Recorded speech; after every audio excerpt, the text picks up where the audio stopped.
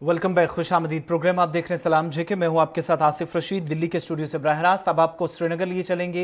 Kashmir bureau chief हिलाल हंजूरी हमारे साथ हैं, लेकिन उससे पहले आपको बताएं कि खबर क्या है। जम्मू कश्मीर भी उन 100 जम्मू और श्रीनगर दो सिटीज उन मुल्क के 100 शहरों में शामिल किया गया था साल 2017-18 में, जब स्मार्ट सिटी का मंसूबा हिंदुस्तान के अंदर तैयार हुआ।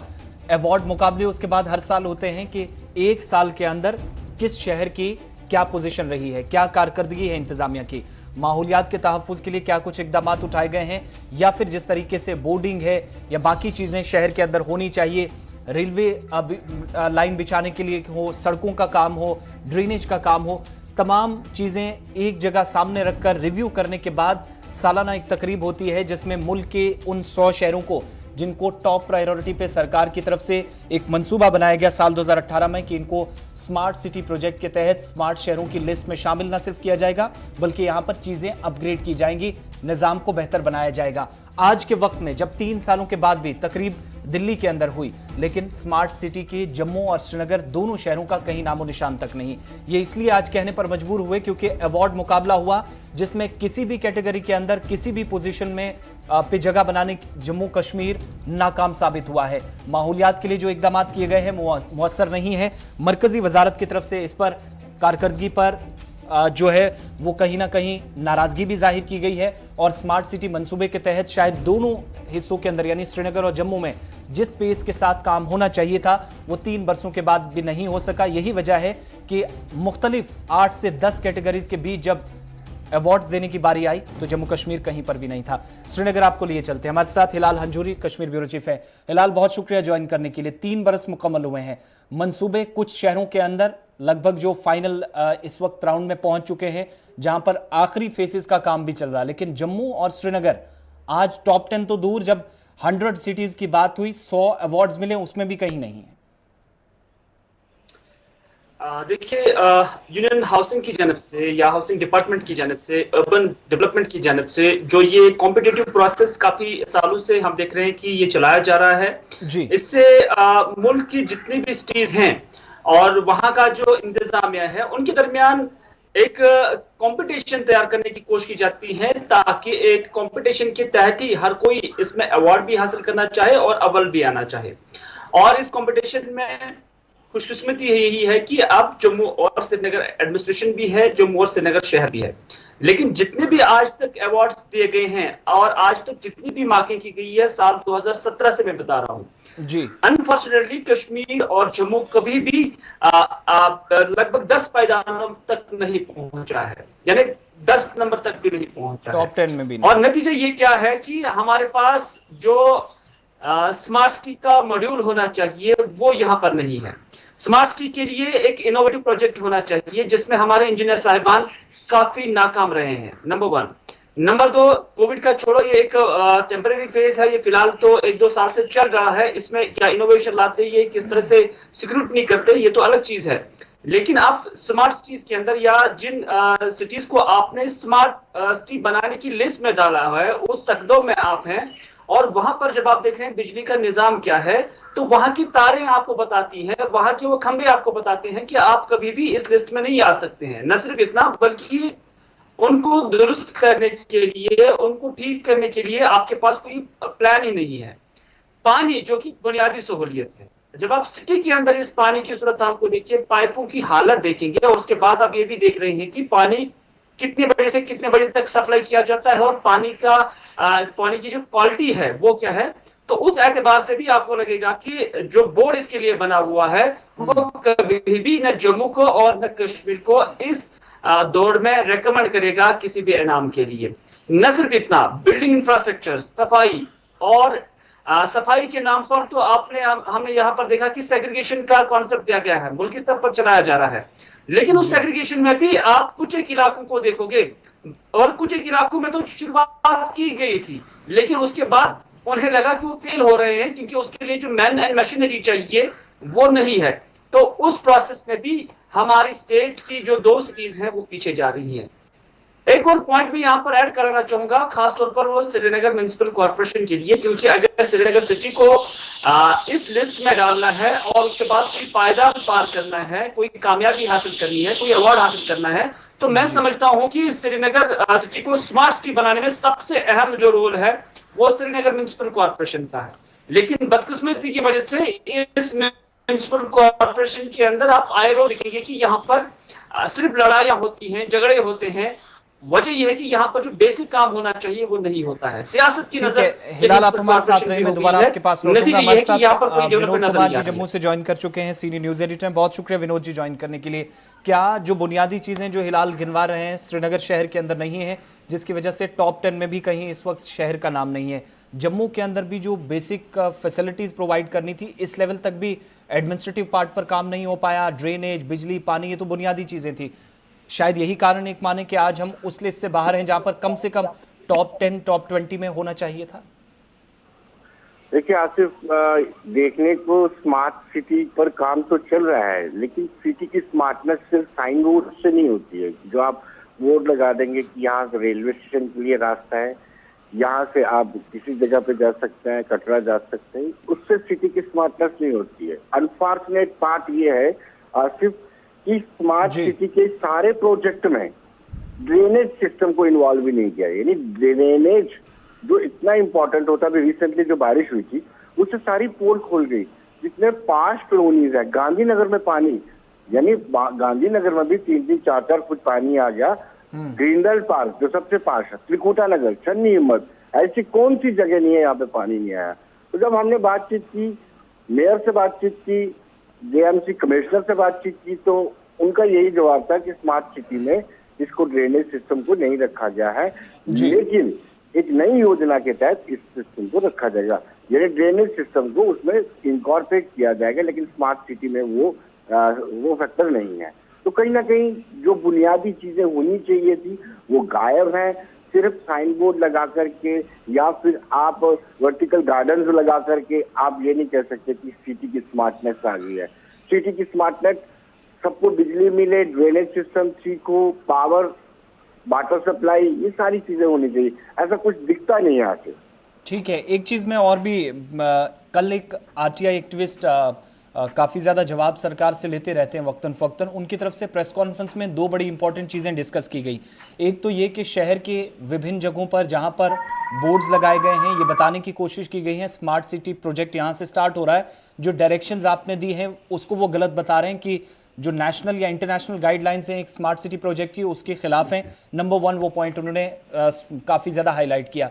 दूसरी बात ये कि अलग अलग जगहों पे सरकार की तरफ से 3, 4 या 10 साल पहले वाटर कूलर्स लगाए गए थे, वहां पर ड्रेनेज का निज़ाम जो था वो वही पुराना 10 साल पिछला है। तो क्या जेएमसी के पास या बाकी जो कंसर्न लोग हैं उनके पास कोई इस तरह का फ्रेमवर्क नहीं है, कोई ऐसा प्लान नहीं है जिसके तहत आज चला जाए, या फिर सिर्फ इस प्रोजेक्ट के तहत आगे की जो हिकमत अमली, आगे का काम है उस पर गौर किया जा रहा है और पिछली चीजें छूटती जा रही हैं? आज एक चीज मैं बता दूं आपको कि ये पहला यूटी थी जम्मू कश्मीर जिसके लिए डिप्टी कमिश्नर श्रीनगर और डिप्टी कमिश्नर जम्मू को इसका इंचार्ज बनाया गया था स्मार्ट सिटी को। बाकी सारी जगहों पे म्युनिसिपल कॉर्पोरेशन के कमिश्नर्स को इंचार्ज बनाया गया था। अभी रिसेंटली ये चार्ज जो है म्युनिसिपल कमिश्नर्स के पास है, श्रीनगर हो, जम्मू हो, तो अब ये काम करना शुरू कर रहे हैं। लेकिन जो आरके एक्टिविस्ट बलविंदर सिंह जो उन्होंने बताया, उन्होंने बहुत सारे ऐसे खुलासे किए हैं कि आप जो साइन बोर्ड लगाने के लिए आप जहाँ जो स्पेस आप कैरी कर रहे हैं वो उस पे लोग चलते हैं, उसके बीच में आपका जो पोल आ जाता है, कोई व्यक्ति चल रहा हो उसके बीच में पोल आ जाता है। दूसरा ने कहा कि कंसल्टेंसी में 9 करोड़ रुपया आपने दे दिया है। अभी स्मार्ट सिटी के 2 ही प्रोजेक्ट इनकम्प्लीट करेंगे, एक तो जो बोर्ड लगाए जा रहे हैं और दूसरा वर्टिकल गार्डन, उसकी सलाह देने में ही 9 करोड़ रुपए का खर्च आ गया। तो कहीं ना कहीं लूट खसोट जारी है, इस पर चेक करने की जरूरत है। और दूसरा हमारे टैक्स का ये पैसा है, हम जो टैक्स देते हैं उसका पैसा है, वो पैसा जाया नहीं होना चाहिए, गलत उसका दुरुपयोग नहीं होना चाहिए। हर एक व्यक्ति को इसकी जवाबदेही लेनी चाहिए और ऐसा ही करने की जरूरत है। बहुत बहुत शुक्रिया विनोद जी, जम्मू से हमारे साथ रहने के लिए। सीनियर न्यूज एडिटर हमारे साथ थे। दोबारा हिलाल के पास चलता हूँ। हिलाल, ये एक बड़ी परेशानी हमेशा से रही है जिसकी वजह से बड़े बड़े प्रोजेक्ट्स हमने देखे डिले होते रहे या बरसों से ऐसे लटके पड़े हैं।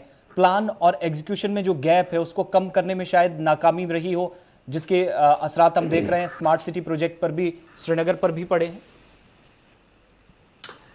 देखिए आसिफ, अगर स्मार्ट सिटी बनानी है तो मैं नहीं समझता हूं कि सिर्फ में एक इंडिविजुअल इदारे का इसमें अमल दखल है, बल्कि जब आप यूनियन टेरिटरी में है तो फंड्स के रिलेटेड आपका गवर्नर इंतजाम से लेकर पूरे जो यूनियन गवर्नमेंट है वहां तक आपकी रसाई होनी चाहिए। क्योंकि बेशतर वक्त हमने जब विनोद जी अभी जम्मू के ड्रेनेज का यहाँ पर जिक्र कर रहे थे, कश्मीर का ड्रेनेज भी यहाँ कभी हमने उसको ठीक नहीं देखा, कभी भी इसकी कल ठीक नहीं हुई है। श्रीनगर के अंदर जो ड्रेनेज है, मामूली बारिशें क्या होती है कि यहाँ जेल नुमा, ऐसे लगता है कि पूरा शहर जेल डल में तब्दील हो गया है।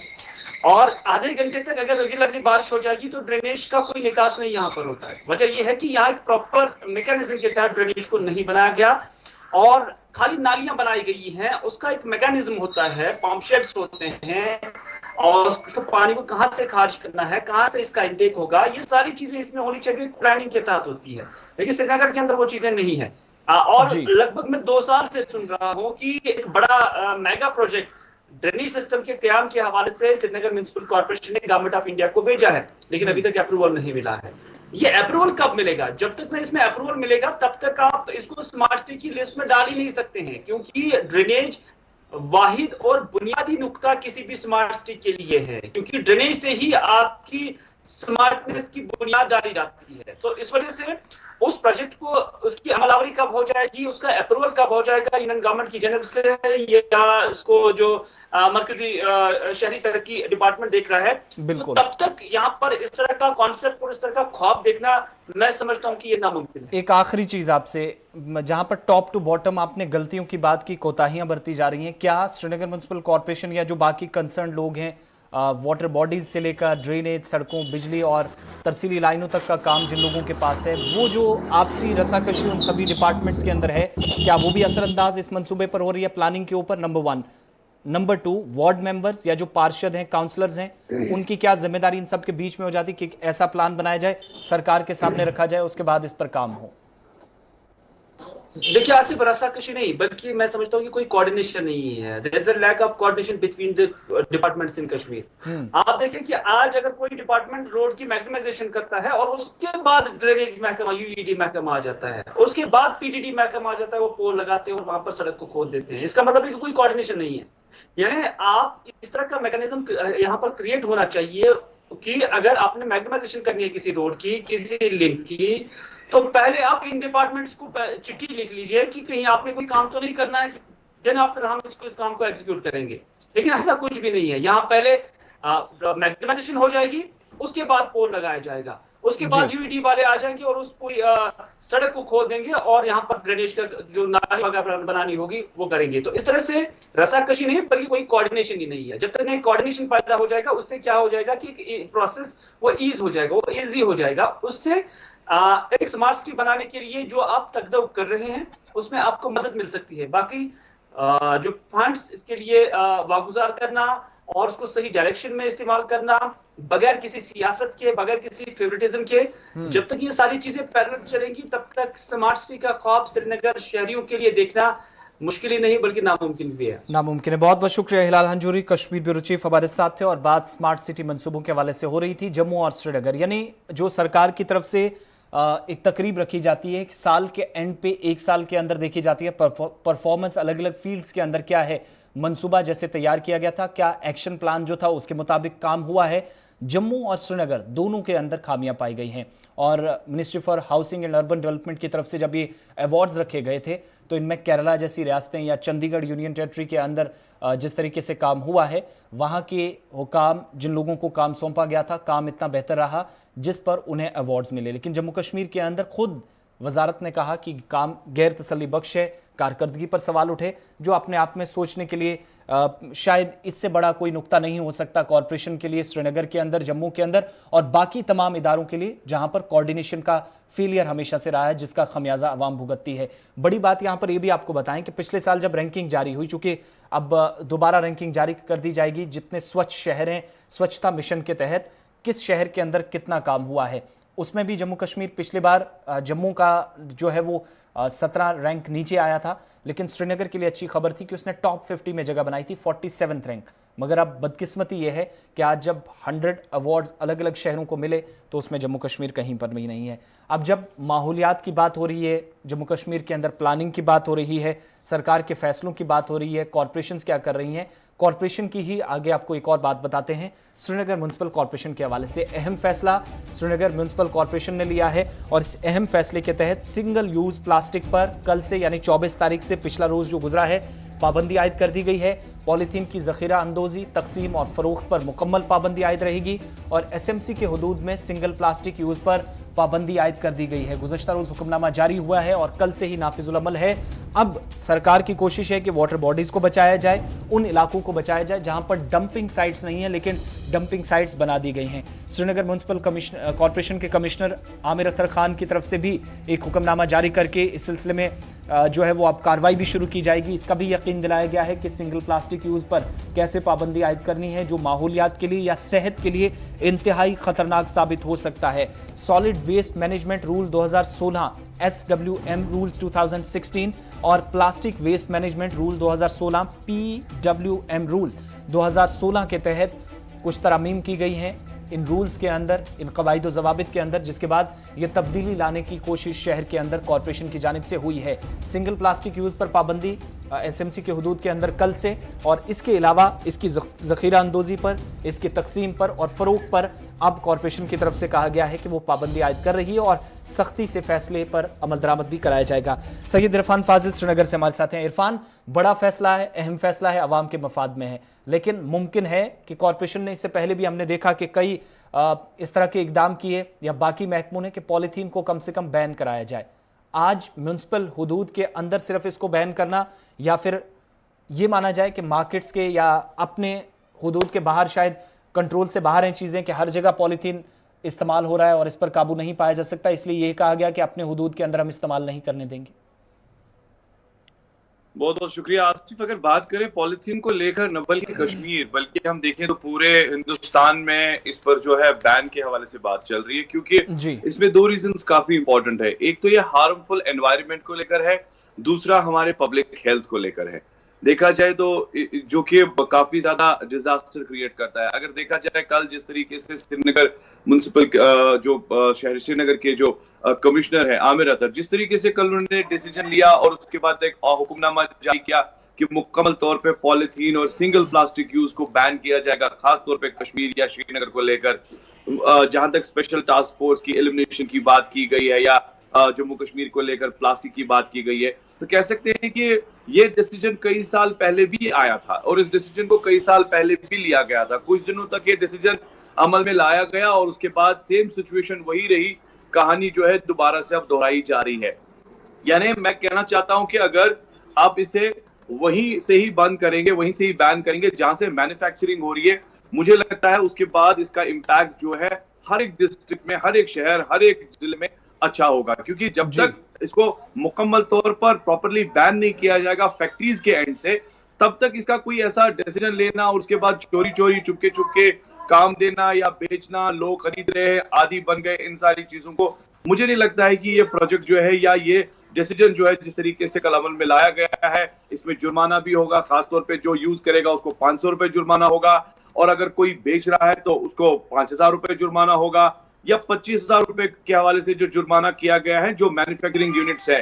या खास तौर पर मुझे लगता है कि जुर्माना तो दूर की बात है, पहले आप उन इदारों को ही बंद कर दीजिए जहां पर ये इस वक्त प्रोड्यूस किया जा रहा है। क्योंकि देखिए, अगर मैं बात करूं, जिस तरीके से बात बताई गई है कॉलेजेस को लेकर, यूनिवर्सिटीज को लेकर, कि उन्हें प्रॉपरली ये वेस्टेज जो है असेंबल करके डस्टबिन में रखना होगा और ताकि उनके साथ एसएमसी कोऑपरेट करेगी या बाकी सारी चीजें। मैं तो ये कहता हूं कि जब तक आप इसे उस गली से बंद नहीं करेंगे जहां से इसकी सप्लाई होती है, तब तक इस शहर में इसका इम्पैक्ट जो है बताइएगा, कुछ आज खास जब नहीं ये रहेगा। अब जो हुक्मनामा जारी किया गया या पिछले जो रूल्स थे 2016 एक्ट के तहत उनमें तरमीम की गई है, इस फैसले के बाद क्या सिर्फ हुदूद के अंदर इतनी ज्यादा लिमिट में जो पॉलीथीन है वो इस्तेमाल होता है कि उस पर पाबंदी आयद की जाएगी, या इसके साथ साथ इसके आसपास भी कॉरपोरेशन जाएगी, बाहर भी जाएगी, मार्केट्स के अंदर भी बाकी जो कंसर्न लोग हैं वो भी जाएंगे, वहां पर भी चेकिंग होगी और पॉलीथीन की मुकम्मल पाबंदी शहर के अंदर हो सकेगी? To be very honest Asif, मैं आपको एक बात बताना चाहता हूं कि हम ग्राउंड पर जाके हमेशा प्रोग्राम्स या रिपोर्टिंग करते हैं और हम देखते हैं खास तौर पे जो सब्जी वाले हैं या जो मेवा बेचते हैं या जो भी स्ट्रीट वेंडर्स जो होते हैं, जो खास तौर पर मार्केट्स में अपना काम काज चोरी चोरी चुपके या इनफैक्ट हम कह सकते हैं कि ये वो लोग भी है जैसे कोई जनरल आइटम्स बेच रहा है, जनरल खाने पीने की चीजें बेच रहा है, वो भी इसको इस्तेमाल में लाता है क्योंकि बैकएंड पर उनको वही अफसरान का या वही उन लोगों का सपोर्ट होता है जो खास तौर पर इसे बैन करने की बात करते हैं। देखिए, मैं ये समझता हूं जब तक उनके एंड से उनको हेल्प नहीं मिलती है या सिफारिश नहीं मिलती है या काम करने का मौका नहीं मिलता है, तब तक वो मार्केट में सबसे पहले आता कैसे है और उसके बाद अगर उसको मेन मार्केट में खुलेआम बेचा जाता है या प्रोड्यूस किया जाता है, हर किसी के नजर में है। मुझे आज भी याद है कि बचपन में लोग जब घर से सब्जी खरीदने जाते थे या सामान खरीदने जाते थे, वो कपड़े का थैला इस्तेमाल करते थे। उसमें दो चीजें, एक तो शफा भी होती थी और नजर से भी चीज जो है वो बच जाती थी। मगर आजकल के टाइम में जबकि पॉलिथीन बैन को लेकर जिस तरीके से टीम्स को अमल में लाना है, टीम्स को डिप्यूट करना है, रिसेंटली आप देखिए जब ईद की बात चल रही थी, बड़े बड़े दावे बुलंद किए गए थे कि टीम्स ग्राउंड पर रहेगी, नरखनामों पर बात की गई, मगर कहां पर वो सारी चीजें थी? वो तो जीरो पॉलिसी पर हमने देखी, क्योंकि हर कोई यही सवाल पूछ रहा था, अगर टीमें होती, इस पर कार्रवाई होती तो हम भी उनसे बात करते। अब इस डिसीजन को जिस तरीके से अमल में लाया गया है, अब देखने वाली बात ये होगी, क्या ये वही कहानी किताबों की तरह होगी या आखिरकार इस कहानी का एक अच्छा खासा कह सकते हैं कि जनरल एनालिसिस को लेकर एक बात भी होगी। बहुत बहुत शुक्रिया इरफान, श्रीनगर से हमारे साथ रहने के लिए। और बात श्रीनगर म्युनिसिपल कॉर्पोरेशन के हवाले से हो रही थी। कमिश्नर की तरफ से हुक्मनामा जारी किया गया है, जो पॉलीथीन है उस पर बैन लगा है और कल यानी 24 तारीख से म्युनिसिपल हुदूद के अंदर आप पॉलीथीन इस्तेमाल नहीं कर पाएंगे। गुज़श्ता रोज़ हुक्मनामा जारी और इसी दिन नाफिजुल अमल है और इसके साथ साथ इसकी ज़ख़ीरा अंदोज़ी और अब साथ ये भी क्लियर कर दिया गया इसकी तकसीम या फ़रोख्त पर भी मुकम्मल पाबंदी आयद रहेगी। लेकिन क्या ये हुक्मनामा जब जारी हुआ है तो इसको अमलाने में उस सख्ती के साथ काम होगा जो इस हुक्मनामे के तहत श्रीनगर म्युनिसिपल कॉर्पोरेशन ने कहा है। वक्त एक और छोटे से ब्रेक के उस पर आएंगे तो 2-3 अहम खबरें आपके सामने रखेंगे और लाइव कॉल्स का सिलसिला प्रोग्राम में शामिल करते हैं।